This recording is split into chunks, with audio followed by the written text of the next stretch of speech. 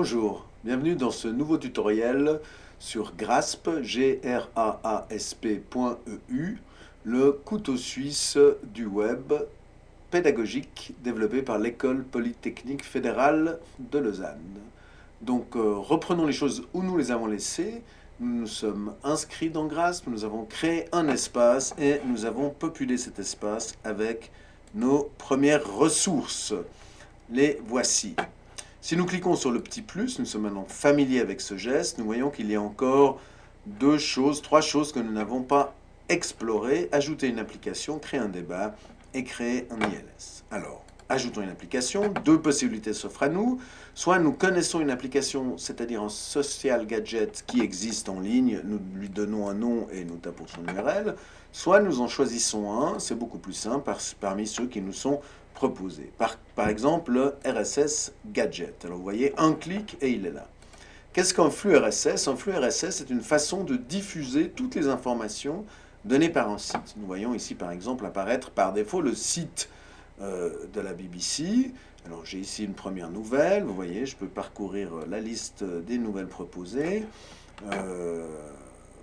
Si une nouvelle m'intéresse, je clique dessus. J'ai ici quelques explications supplémentaires et si je clique sur Read, le site correspondant va s'ouvrir et je vais avoir accès à la nouvelle, à la page web correspondante. Donc ces gadgets sont quelque chose d'extrêmement puissant si l'on souhaite suivre l'actualité dans tous les domaines. Il convient cependant de les formaté. Vous voyez, par ici, nous avons la BBC par défaut, mais si je clique sur le titre BBC, je vois ici feed URL et j'ai ici une URL. Imaginons par exemple que je souhaite trouver l'URL de ce site prospective dont nous avons parlé avant. Alors en fait, ce qu'il faut que je recherche, c'est un feed. Je vais donc dans le moteur de recherche du site et nous allons voir ce qu'il me trouve. Si nous nous trouvons dans ce cas où le moteur de recherche du site ne vous donne pas de résultats probants, il vous est possible d'utiliser Google. Dans ce cas-là, c'est très simple. Vous tapez feed dans votre moteur de recherche, ensuite site, et vous donnez l'URL de votre site. Dans ce cas-là, je vais me mettre sur l'URL la plus simple du site. Voilà, vous voyez. Je prends cette URL que je sélectionne. Comme avant, je la copie. Je la colle après site . Et du coup, le moteur de recherche va chercher uniquement dans ce site-là. Et je vois qu'ici, j'ai un résultat qui finit par feed. Je clique dessus, je vais voir ce que ça donne. Et j'ai en effet ici l'ensemble des nouvelles générées par ce site. Il me suffit donc de copier à nouveau. Donc, comme vous voyez, c'est beaucoup de copier-coller, une compétence fondamentale sur le web. Donc, je copie l'adresse de mon feed et je viens ici la coller. Donc, je peux d'abord effacer celle de la BBC et je vais la coller à la place.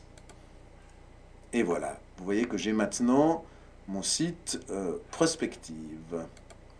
Donc, je ferme. Par contre, ici, un petit problème. C'est écrit RSS Gadget. Alors, évidemment, je souhaiterais peut-être changer ce nom. Donc, vous voyez, je double-clique ici sur mon nom. Je l'efface et je vais appeler ça prospective SEM. Voilà, il me faut ensuite valider en cliquant ici et j'ai mon nouveau titre. Je peux ici écrire une description si je le souhaite. Voilà, par exemple.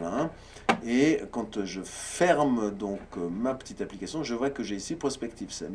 Il m'est donc possible par ce biais-là de suivre ici ce qui se passe au niveau du SEM et d'avoir toute une série de ces flux qui amènent des nouvelles provenant de différents sites. Au niveau pédagogique, on peut voir là différentes utilisations. Donc nous avons vu ce qu'est une application.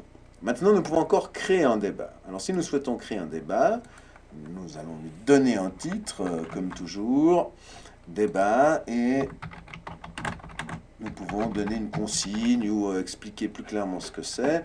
Et donc là, toujours le même principe, je crée un débat, toujours le même principe, j'ai ma petite icône qui apparaît, et dans mon espace de discussion, vous voyez, il m'est possible de discuter avec d'autres membres. Si lors de la première entrée, vous avez un peu de peine, c'est toujours le même principe, qui est aussi un principe de base sur le web, qui fonctionne très bien. Il s'agit de refermer et d'ouvrir. Et on voit donc ici, je peux écrire un commentaire.